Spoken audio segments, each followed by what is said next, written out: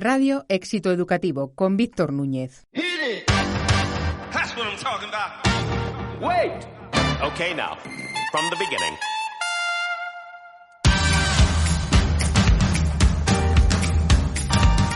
Bienvenidos al programa número 40 de Radio Éxito Educativo, el podcast de los que deciden en la educación. En este segundo programa del año 2023 nos gustaría recordar el valor del respeto, la tolerancia y la libertad en las instituciones educativas, especialmente en el ámbito universitario. Es lamentable que en la segunda década del siglo XXI tengamos que reivindicar estos valores intrínsecos en las sociedades democráticas. Pero los lamentables acontecimientos vividos en la Facultad de Ciencias de la Información de la Universidad Complutense de Madrid nos obligan a hacerlo. Los escraches e insultos a la presidenta Isabel Díaz Ayuso por parte de estudiantes, incluso también jaleados por algunos profesores o a cualquier otro dirigente político, o el acoso que sufren muchos profesores simplemente por no comulgar con corrientes ideológicas cada vez más sectarias y totalitarias, son sencillamente intolerables. De todo esto también nos hablará con su fino sentido del humor el profesor y periodista Luis Miguel Belda desde el estrado. En nuestra sección de entrevistas, El Pupitre Digital, sentamos a una auténtica referencia en el mundo educativo español e iberoamericano, Carmen Pellicer. Esta valenciana polifacética es teóloga, pedagoga, escritora y presidenta de la Fundación Trilema desde 1998. También dirige la revista Cuadernos de Pedagogía y además tiene la titularidad de 7 centros educativos repartidos por las provincias de Valencia, Madrid, Soria y Zamora. Con ella hablamos de innovación, gestión, pero sobre todo de educación en mayúsculas. ¡Comenzamos!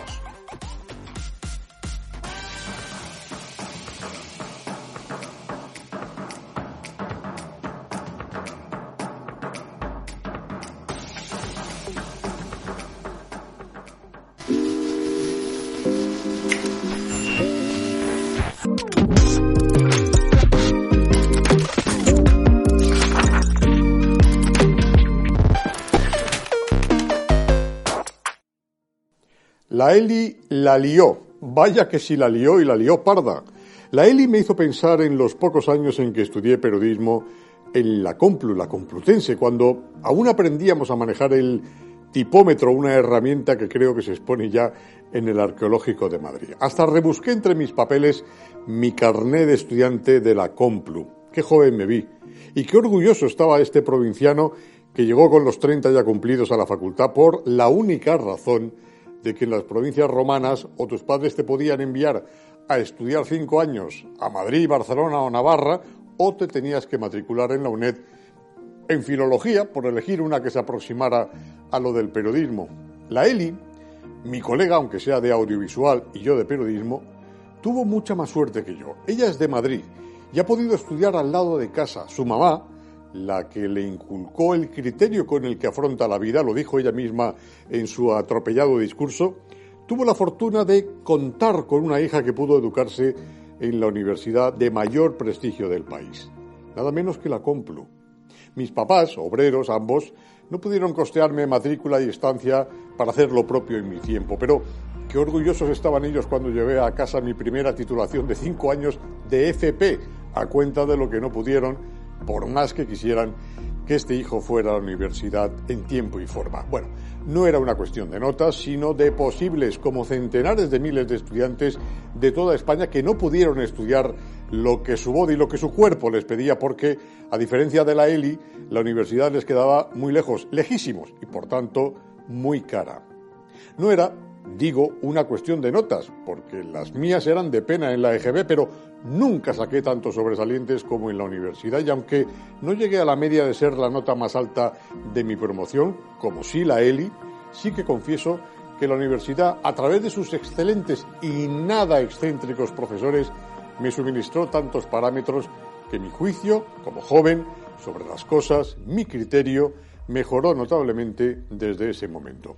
Porque al igual que se decía que la mili permitía viajar a aquellos que hasta ese momento apenas salían del pueblo y con ello descubrían mundo, Con la universidad de siempre, el estudiante construye su criterio a partir del conocimiento de ese mundo tan rico y plural en experiencias, en opiniones, en sensaciones, todos esos indicadores científico-emocionales que nos convierten en persona, en mejor persona. Eso sí, salvo que el criterio solo emocional pase por encima como un elefante en la cacharrería sobre ese otro criterio enriquecido por la universidad. Eso explicaría que la ELI, la de la nota más alta, demostrara pocas luces en eso de la expresión oral, que confundiera un discurso en una institución tan respetable como es una universidad con una proclama mitinera al estilo de los fascistas que amilanaron al rector Unamuno. A eso me recordó. Con esos señalamientos con el brazo en alto y el dedo acusador que solo es respetable en las estatuas de Cristóbal Colón, siempre le ponen así, pero signos de mala educación en el resto sin duda alguna. Niño, niña, niñe, no señales con el dedo que está muy feo, me decía mi mamá, con su criterio, claro está, uno comparable con el de la mamá de la Eli, quien a lo mejor no le decía eso mismo a su hija. Jugando con las palabras y que a la Eli, nuestra Greta Thunberg, a la española, le gusta el cine, acabaré recordando aquello que otra mamá, presumimos que también con criterio, le decía a su hijo Forrest Gump: tonto es aquel que dice tonterías. Pues eso, o esa.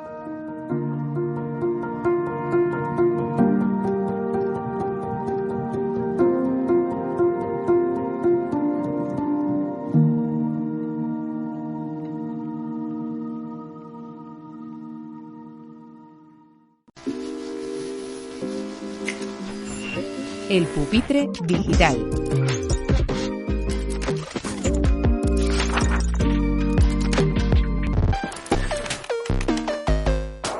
Bienvenidos al Pupitre Digital, el espacio de entrevistas de Radio Éxito Educativo, nuestro podcast y nuestro canal de YouTube.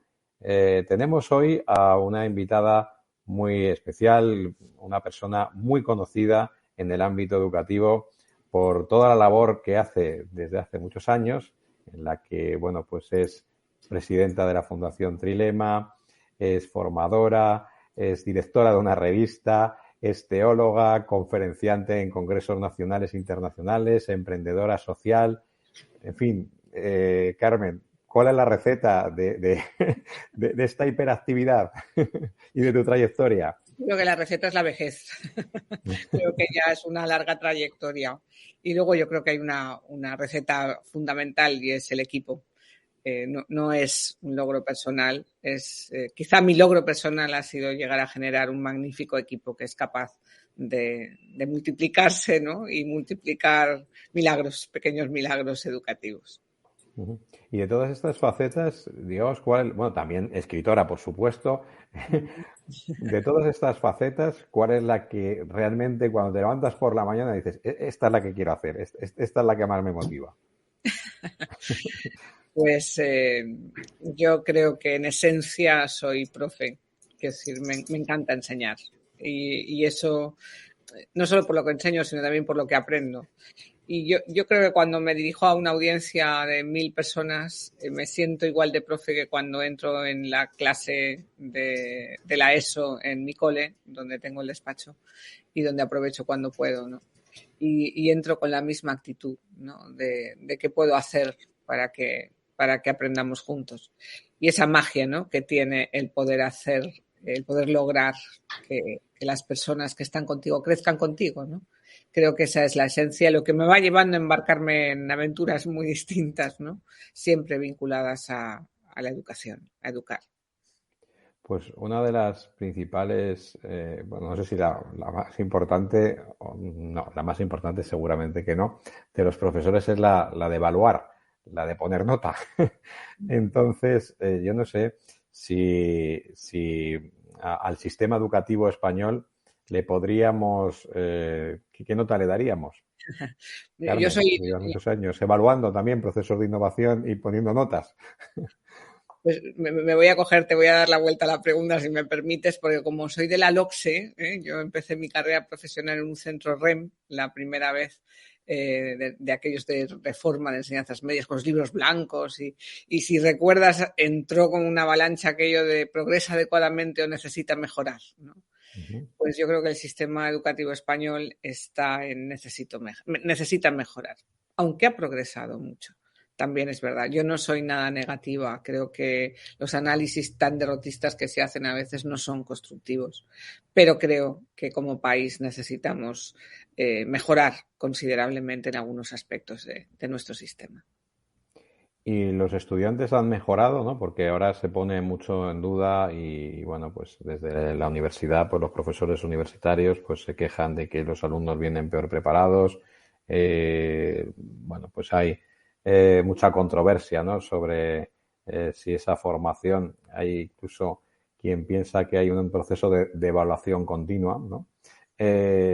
¿Cómo lo ves desde tu trayectoria también y desde muchos años, incluso también participando activamente, pues puesto que los distintos gobiernos también te han consultado y has participado también en los procesos, ¿no? de cambio legislativo? Yo creo que hemos progresado y que los alumnos progresan en algunas cosas. Creo que es un logro enorme desde que yo empecé mi carrera profesional, el que se haya alargado, por ejemplo, el tiempo de la escolarización obligatoria. Yo recuerdo cuando empecé mis primeros años en FP o en BUP, entonces los alumnos muchos alumnos salían a los 14 años al mercado laboral sin ninguna cualificación y con una brecha social que impactaba tremendamente en sus opciones vitales, ¿no?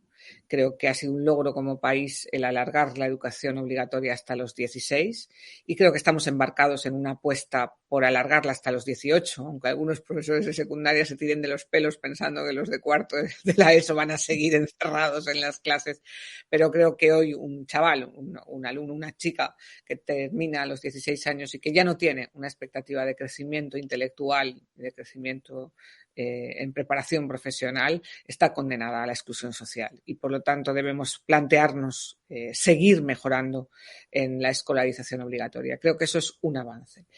Es cierto que sigue habiendo voces un poco instaladas en la añoranza, ¿no? de los reyes godos que a mí quiero recordar y que, bueno, pues que ciertamente las circunstancias son diferentes y todos tenemos que cambiar, no solamente las escuelas, sino también las instituciones de enseñanza superior, las familias, que muchas veces estamos descolocadas porque hoy los jóvenes, los adolescentes, ¿no? aprenden de otra manera y aprenden de otras fuentes.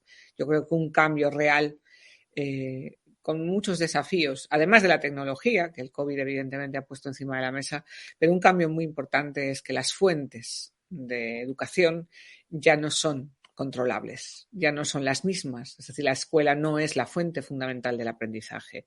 Hoy nuestros chavales aprenden fuera de la escuela tanto o más que dentro de la escuela. Y eso, bueno, pues eso hace que cambie el rol, el papel y debería cambiar profundamente el diseño también del tiempo que pasan dentro de la escuela formal, ¿no? Y bueno, y eso provoca, yo creo, pues un poco esas tensiones entre aquellos que añoran un modelo más de memorístico, más, pues más un poco al estilo de lo que aprendimos nosotros, ¿no? Con aquellos pues que a lo mejor queremos apostar por un cambio arriesgado, porque ciertamente no hay una receta que prepare, que nos garantice que lo que estamos avanzando va realmente a responder a todos esos desafíos, ¿no? No es un momento fácil, es un momento excitante para los profesionales de la educación, pero que requiere mucha reflexión, ¿no? Y tomar muchas decisiones sensatas, ¿no? Y sobre todo pacíficas, cosa que en nuestro sistema tampoco es fácil. Sí, es que prácticamente casi podríamos hablar, no sé si de una especie de guerra civilismo entre los profesores, que incluso ellos mismos se han autodenominado, no sé si con cierta ironía, profesaurios, y los profesores o las corrientes mucho más innovadoras, ¿no? O bueno, pues que apuestan más, ¿no? Por la innovación educativa y por la tecnología y por otro cambio, o sea, con un cambio, digamos, disruptivo, ¿no? Respecto a la metodología, ¿no? tradicional de enseñanza. Y eso pues está también... Sí. No sé si casi te interrumpo, porque no me gusta esa división. Yo creo, y no es muy popular, ya lo avanzo, creo que solo hay una división, los buenos y los malos profesores. no hay profesores que sean mejores porque hagan cooperativo y otros que sean peores porque hagan clases magistrales o viceversa. Es decir, no es un problema de las opciones metodológicas, didácticas o estratégicas.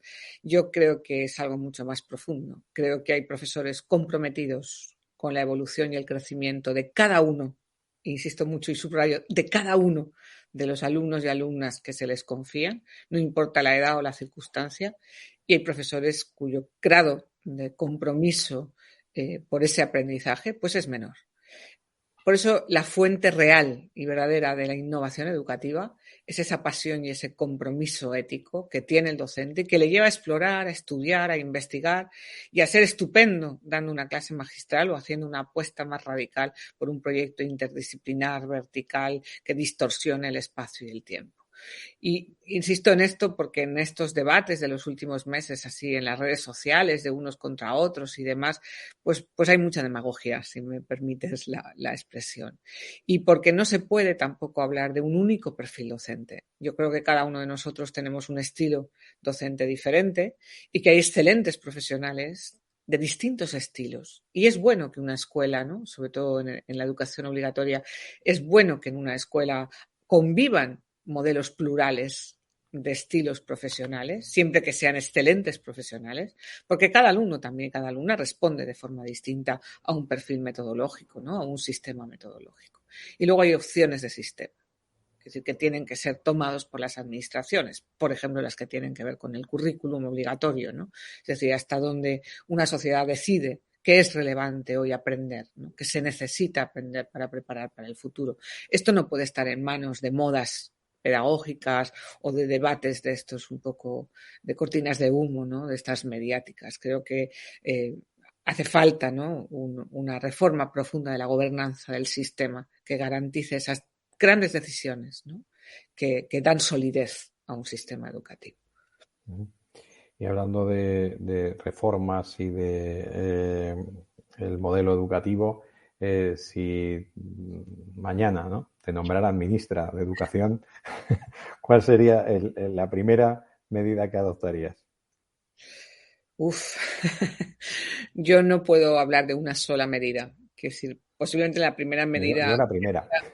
La primera medida que haría sería, como he hecho en todas mis aventuras, es convocar un buen equipo técnico y no político. Es decir, sentar a la mesa, ahora que estamos en época de reforma vaticana, yo digo siempre que, como los cónclaves, ¿no?, metería 100 expertos en una sala y hasta que no hubiera fumata blanca no los dejaría salir, ¿no? Porque creo que hace falta una reflexión serena y despolitizada, ¿no? No tanto despolitizada, porque evidentemente yo tengo una visión positiva del rol de la política en la educación, pero creo que es importante en nuestro país buscar un consenso importante sobre los grandes aspectos y necesidades del sistema. Por lo tanto, la primera decisión que tomaría sería encerrar en 24 horas a los mejores en un ámbito plural, con 10 o 12 creo que son puntos críticos de mejora o de mejora de la gobernanza del sistema. Y estos puntos están muy claros, ¿no? Yo siempre digo que ya me he cansado de tanto análisis. Todos sabemos lo que hay que hacer. Lo único que hay que hacer es arremangarse a hacerlo, ¿no? Y todos sabemos dónde están los aspectos fundamentales que hacen que un sistema educativo pase no de que sea malo, porque yo creo que nuestro sistema no es malo, pero sí adolece de un conformismo con la mediocridad que ya dura demasiado tiempo. Y estamos ahí, ¿no?, en esa especie de cómoda mediocridad. Y eso, bueno, pues requiere tocar algunos aspectos fundamentales, como la reforma del currículum, pero sobre todo y fundamentalmente un modelo diferente de diseño de carrera profesional, de formación y de exigencia de esa carrera profesional, de acceso, de selección, pero también de desarrollo y de salida, ¿no?, de esa carrera profesional. Creo que hay que hacer una apuesta por la gobernanza de las escuelas, es decir, por el liderazgo y por apostar por un modelo de dirección en los proyectos educativos cada vez más complejos, ¿no? Y bueno, pues y así podemos ir recorriendo, ¿no?, los distintos temas.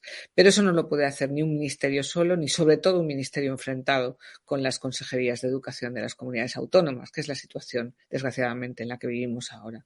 Por eso mi primera decisión sería el hacer un equipo donde se reflejara esa pluralidad y donde se hicieran propuestas técnicas consensuadas con vocación de que duren suficientemente tiempo para que den fruto. Es decir, un problema es que en educación las decisiones y los cambios y las innovaciones o las reformas tardan un tiempo en poderse analizar su impacto real en el crecimiento de niños y niñas, ¿no?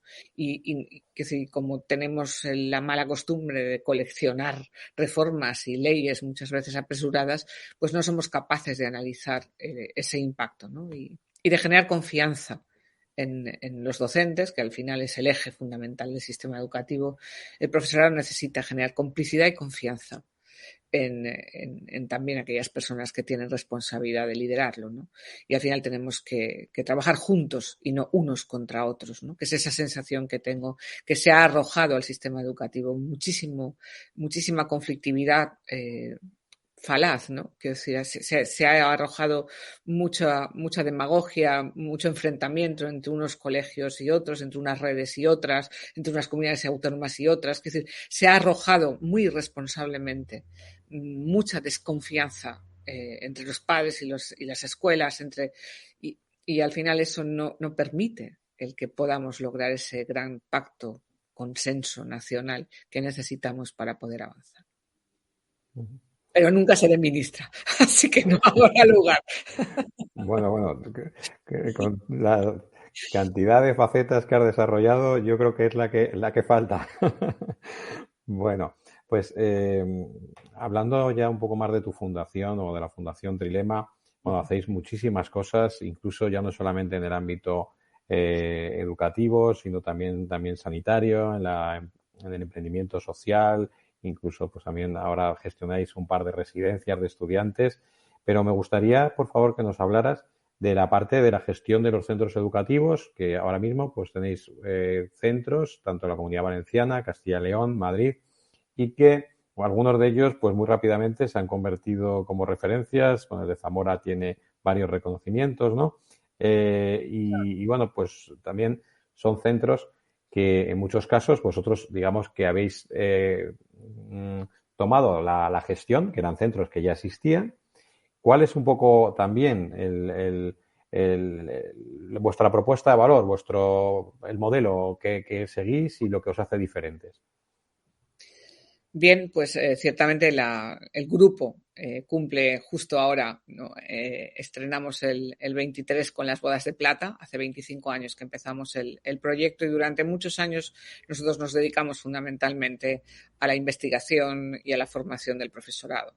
No fue hasta el 2011, ahora hace 10 años también en este curso, en que asumimos la gestión y la dirección y la titularidad de una escuela pequeña, rural, la escuela que tenemos en la Pobla Llarga, un pueblecillo de unos 5.000 habitantes cerca de Valencia, ¿no? Era una escuela rural con todos los problemas que tienen las escuelas rurales o de las zonas de la España vaciada, con falta de alumnado y evidentemente pues falta de recursos, edificios antiguos, en fin, lo mismo que podemos compartir todos los que dirigimos, ¿no? Escuelas que ya pues tienen una larga tradición, que puede ser una riqueza o a veces una maldición, ¿no? Entonces, bien, a partir de ahí, pues por distintas razones fueron acercándose instituciones, algunas religiosas, otras civiles, que han confiado en nosotros para la dirección y la gestión de la titularidad, ¿no? Hoy tenemos 7 escuelas en propiedad de la Fundación, es decir, que la Fundación tiene la titularidad, y una red de escuelas que tiene 27 escuelas en este momento vinculadas, hemos llamado a la red Escuelas que Aprenden, que comparten nuestro modelo, fundamentalmente nuestro modelo pedagógico, en muchos casos también nuestro modelo de gestión, algunas con un modelo de codirección directa y otras pues con un modelo de formación y asesoramiento a los equipos directivos y a los claustros, ¿no? Eso es un poco hoy la red que la Fundación tutela. Y a partir de ahí pues hemos desarrollado un modelo, yo creo que muy fuerte, de innovación pedagógica, educativa, ¿no? Que no toca solamente el aula, sino que toca también la organización y la dirección de los centros, ¿no? El modelo lo hemos llamado Rubik, yo creo que es ya bastante conocido y que yo le llamo Rubik, siempre explico, porque siempre digo que para resolver el cubo tienes que mover todas las caras a la vez. No es suficiente hacer un color y luego el otro y luego el otro, sino que tienes que simultáneamente mover todos los colores, ¿no? Yo siempre digo que para cambiar una escuela, pues necesitas, o un sistema o una red, necesitas mover simultáneamente, tomar decisiones simultáneas en torno al menos a esos 6 ejes, ¿no? Y son cambios que afectan al currículum y por eso en nuestro modelo tenemos desde asignaturas propias, tenemos varias asignaturas para entendernos o disciplinas que son específicas nuestras y que se dan dentro de nuestros programas educativos y también un modelo de aproximación al currículum, pues que ya lleva hace más de 20 años que apostamos por un modelo competencial en el tratamiento de las disciplinas instrumentales. En fin, hay como muchas decisiones que afectan al currículum. Hay muchas decisiones que afectan a las metodologías, hay una apuesta constante, desde hace ya también una larga tradición, tenemos una apuesta muy fuerte por la interdisciplinariedad y por los proyectos de distinto modo, de distinto grado, organizados de forma diferente según las etapas educativas y incorporamos, ¿no? Yo siempre decimos que en nuestras opciones metodológicas ninguna metodología tiene todas las respuestas, que es fundamental que un profesor maneje una riqueza enorme de estrategias para poder combinarlas y para poder adaptarlas o encarnarlas en cada grupo e incluso en cada alumno de una forma diferente, ¿no?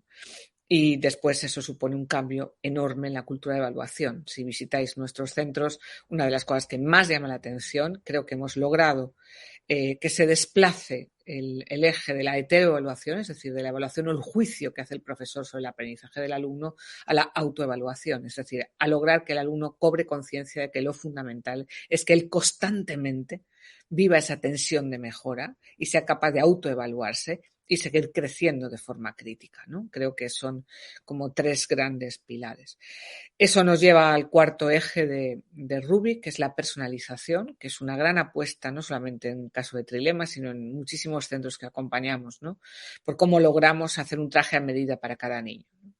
Y esto pues nos ha llevado en este momento pues a replantearnos, por ejemplo, toda la metodología de lengua y matemáticas, a generar y apostar por las estaciones de aprendizaje, a seguir investigando en modelos de diferenciación en aula, en fin, el poder trabajar e investigar mucho en cómo eso. Repito, hacemos el traje a medida para cada niño. En nuestros centros hay muchos niños con necesidades educativas y de distinto tipo, de distinto índole, y hacemos una apuesta muy fuerte pues, por la orientación, la tutoría, la atención a las familias, etcétera, ¿no? Y eso lleva a las 2 últimas caras de Rubik que afectan a la organización.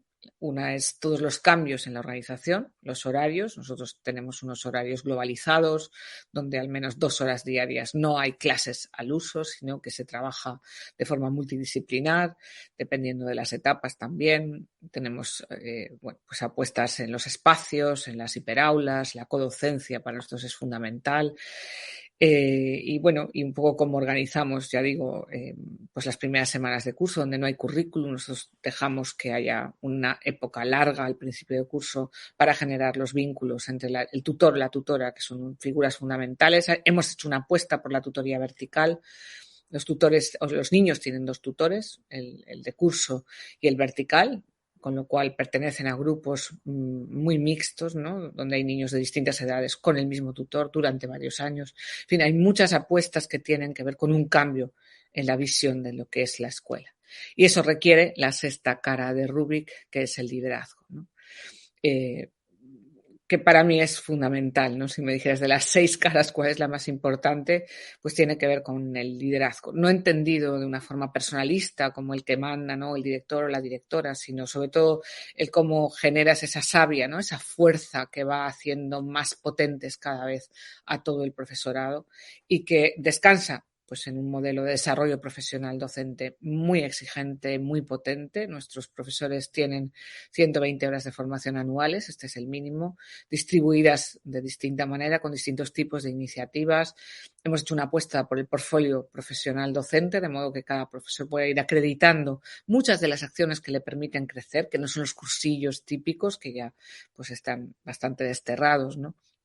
Pero luego se trata mucho de generar mucho equipo colaborativo. Tenemos un modelo de dirección compartida, Redige. Todos los jueves por la mañana los equipos directivos trabajan conjuntamente y tomamos todas las decisiones conjuntas, lloramos juntos, nos metemos con las consejerías juntos, en fin, que si al final no tenemos un hashtag siempre que decimos somos mejores juntos que solos, no son escuelas normales, profes normales, pero que cuando realmente trabajamos eso que se habla tanto, que es la colaboración, que yo siempre digo que la colaboración o se pone en la agenda o es una desiderata, pues ponemos en agenda muchas cosas que realmente acaban cambiando nuestra cultura en una cultura colaborativa, ¿no? Y eso es Rubik. O sea, Rubik es una forma de entrar y de tener una visión, ¿no?, integral de lo que es una escuela que se retroalimenta, es decir, dentro de la cara de organización pues está toda la parte de gestión, de optimizar la gestión económica, los recursos, las deudas, que son muchas, los pocos o muchos, en fin, los proyectos que hacemos, es decir, tenemos esa visión, ¿no?, de equipo, de un gran equipo, ¿no?, que comparte. Y ese compartir pues nos ayuda también a afrontar las muchísimas dificultades que el día a día trae hoy en cualquier escuela, ¿no? El tener que educar cada vez pues ante problemas más grandes, ¿no? Y en una situación, las escuelas en este momento son concertadas, no tengo que recordar las dificultades que tenemos en este momento, no solamente dificultades económicas por la escasez de los conciertos para responder a todas las necesidades, sino también por la crispación social y el enfrentamiento malintencionado que se ha generado desde algunos ambientes contra las escuelas concertadas. Pues una de las caras del cubo era el liderazgo, ¿no?, la dirección. ¿Cuál es el perfil del directivo de vuestros centros? ¿Qué buscáis en ellos? ¿Y cómo los seleccionáis y formáis? Bien, lo primero es que sea buen profesor o buena profesora. A mí me gusta. No todos los buenos profesores sirven para ser directores, pero todos los buenos directores son buenos profesores. Porque el respeto de tu claustro no te lo ganas porque seas un buen gestor. Te lo ganas si eres un buen docente. Si tú puedes entrar en la clase de tercero de la ESO, que tu colega no puede con ellos, si está a punto de coger una depresión, y eres capaz de dar una buena clase. Eso es lo que hace que te respete tu equipo. Entonces, yo creo que en educación, no todo el mundo está de acuerdo, pero creo que en educación un buen director, una buena directora, un buen jefe de estudios, un buen coordinador, porque, bueno, la primera clave es esa. La segunda es superar esa idea personalista de que existe el mirlo blanco, que es genial, ¿no? Esa idea tan americana del buen director que llega y transforma. Yo creo, al menos no es nuestra visión.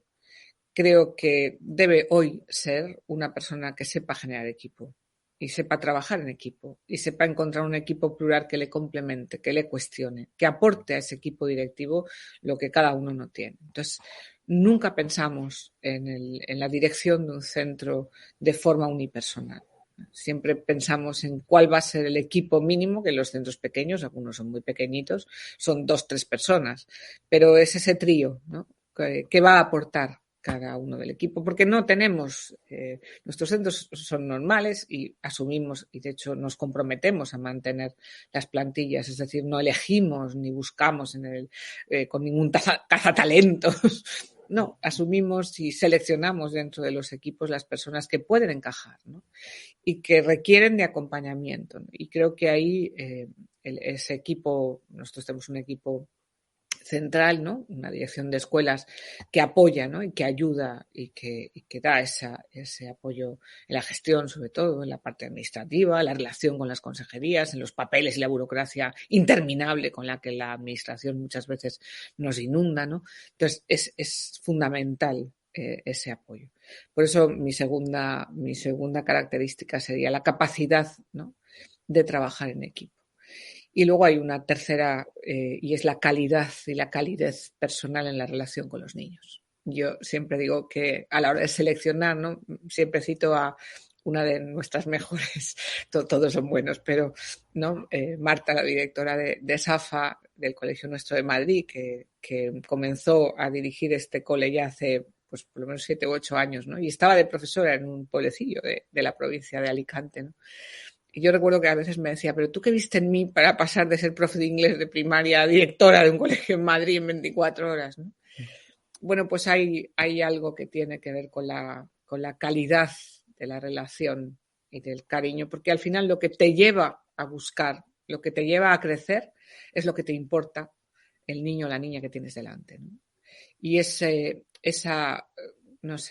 proactividad, ¿no? digamos, del directivo, del equipo directivo que busca, que es creativo, que busca recursos bajo las piedras, que busca lo que haga falta, que estudia un montón porque tiene un caso difícil, un síndrome que no sabemos responder, o en el caso de Safa y Cole que cito, ¿no? Donde hay muchísimos niños con TEA, ¿no? Tenemos y con muchas necesidades, ¿no? Y es capaz de estudiar y buscar y matricularse y dejar porque quieres ayudar al niño que tienes delante. Esas son las tres. Todo lo demás se aprende. Todo lo demás se puede aprender. Quiero decir, cómo hacer horarios, cómo hacer... Todo lo demás se suple, ¿no? Pero esas tres cosas, no. son requisitos previos a la hora de seleccionar después. Y evidentemente la capacidad de inspirar un equipo y la capacidad de comunicar, en fin, todo eso. Pero todo eso se aprende, de verdad. No somos extraordinarios, somos muy buenos porque trabajamos juntos y nos enseñamos mutuamente las cosas de las que carecemos a nivel personal. Pues una de las cuestiones que tienen que aprender ahora los directores y que desde luego se ha convertido casi en un imperativo estratégico es el tema del marketing educativo, porque, en fin, nos encontramos en la tormenta perfecta, ¿no? Pues la caída de la natalidad que no nos ha frenado, sino que se ha agudizado, una mayor competencia. Muchos de los centros, concretamente este de Madrid, ¿no? Pues era un centro que estaba, podríamos decir así, casi en franca decadencia.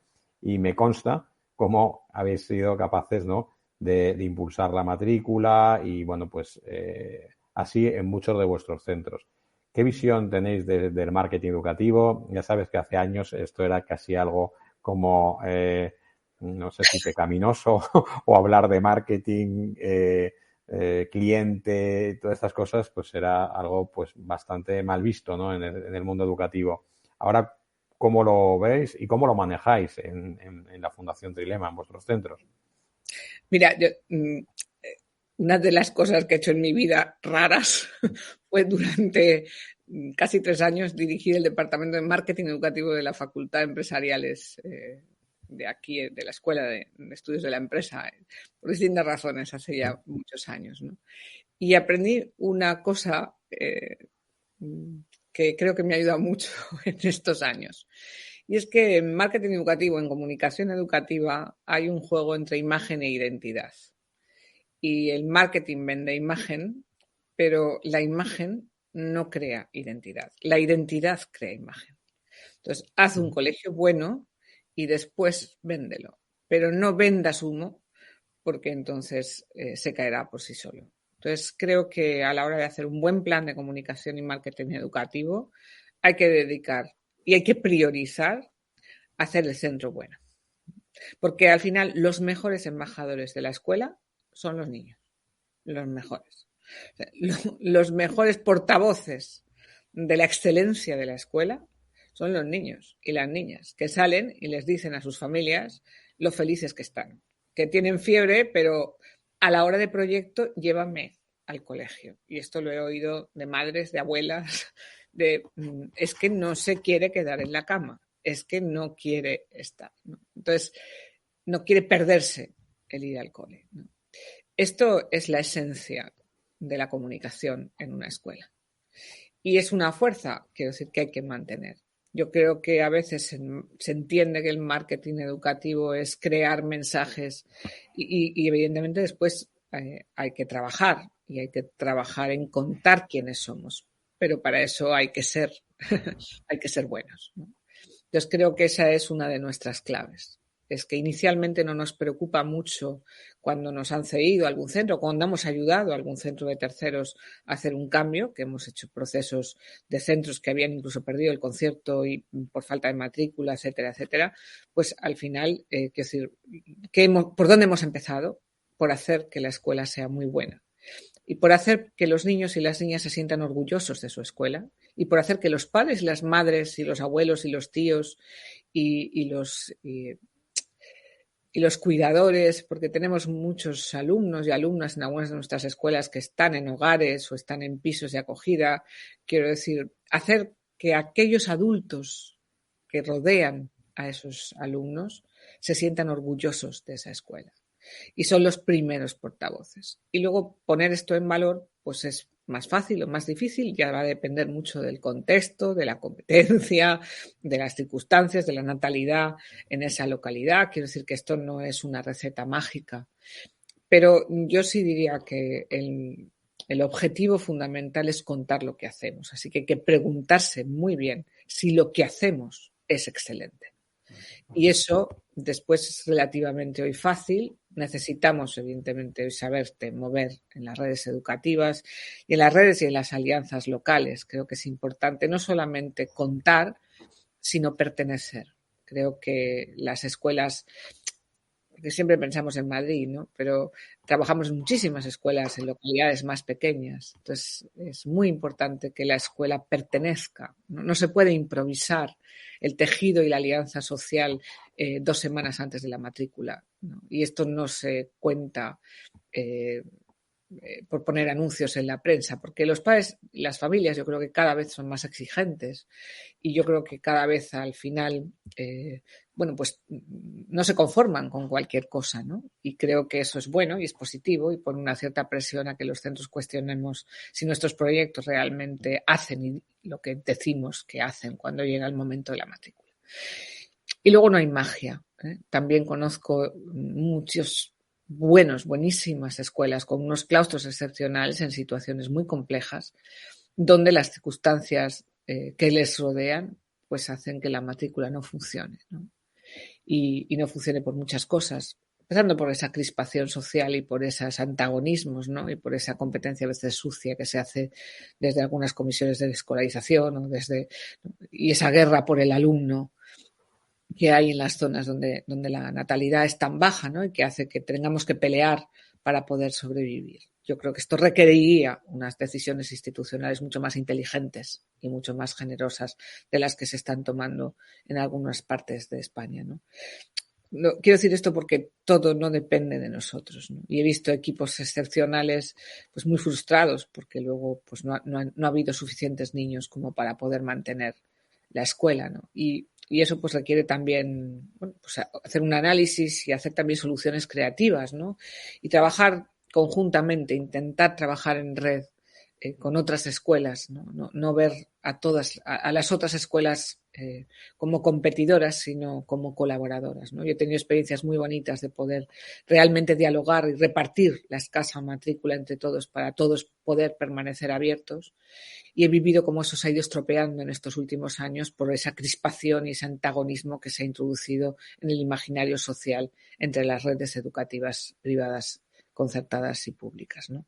Y creo que eso pues hay que superarlo, ¿no? Yo he participado, como sabes, en el informe España 2050, que tanto se criticó con aquellos memes a Sánchez, ¿no? De que como no había podido arreglar el 2020, pues se había dedicado a imaginar el 2050 que él ya no gobernará. Bien, pues tonterías aparte. Yo creo que fue un ejercicio tremendamente interesante, porque cuando piensas en objetivos a largo plazo es más fácil el poder encontrar sintonías entre distintas mentalidades. Éramos 8 personas en el capítulo de educación muy diferentes, que veníamos de entornos muy diferentes y que trabajamos con muchísima libertad. Y hago referencia a este estudio porque una de las propuestas que hacíamos en ese informe es que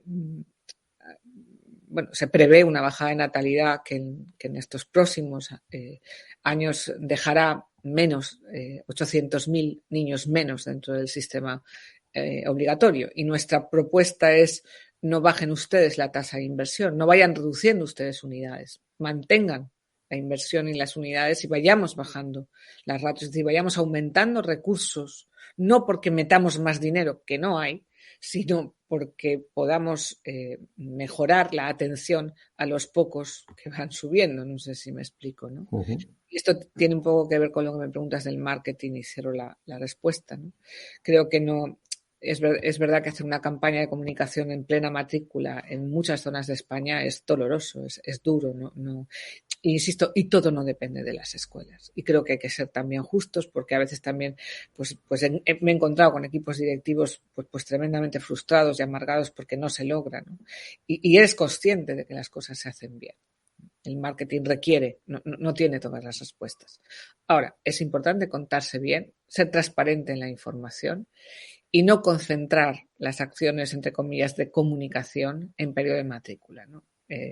Creo que es un trabajo de hormiguita de todo el tiempo y de cómo tú vas abriendo la escuela para generar esa confianza y esa complicidad de los tuyos y de los posibles, ¿no?, de futuro.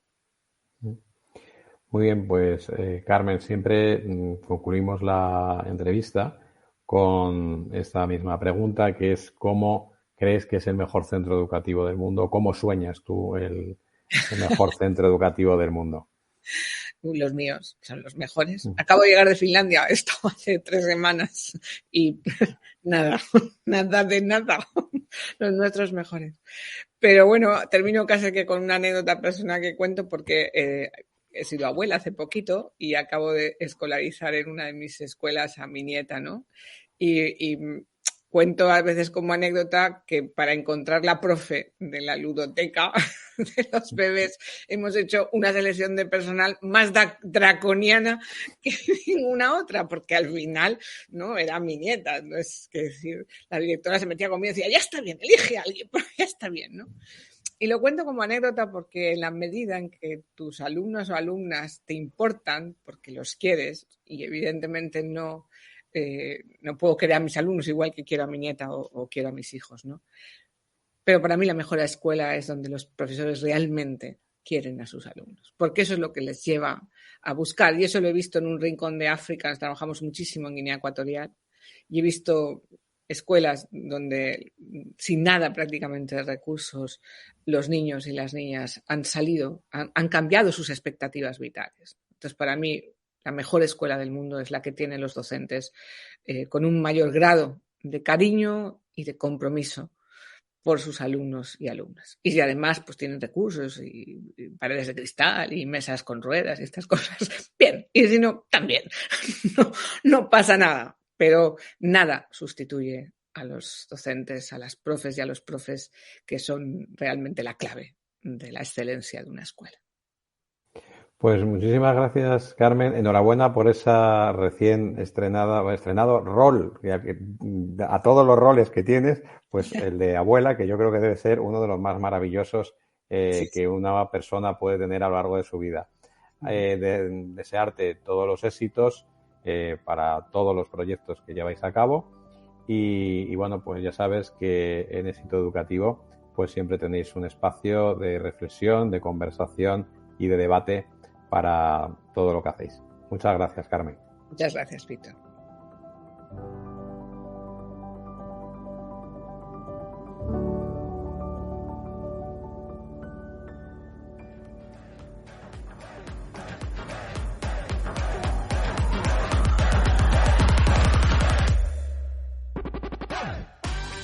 Y hasta aquí el programa 40 de Radio Éxito Educativo. Un saludo de Víctor Núñez y nuestro agradecimiento al equipo técnico de los estudios del grupo CEFUDIMA, liderados por Raúl Pérez Salvador y Mar de los Santos. Y por supuesto a nuestros patrocinadores, el propio grupo CEFUDIMA y a School Market, primera agencia de marketing educativo en España. Os recordamos que nos podéis seguir en las principales plataformas de podcast y también en nuestro canal de YouTube. No olvidéis suscribiros y darle al me gusta si no queréis perderos ninguna novedad y además mostrarnos así vuestro apoyo en este espacio de información y educación. Muchas gracias, muchos éxitos, mucha fuerza y educación de calidad para todos.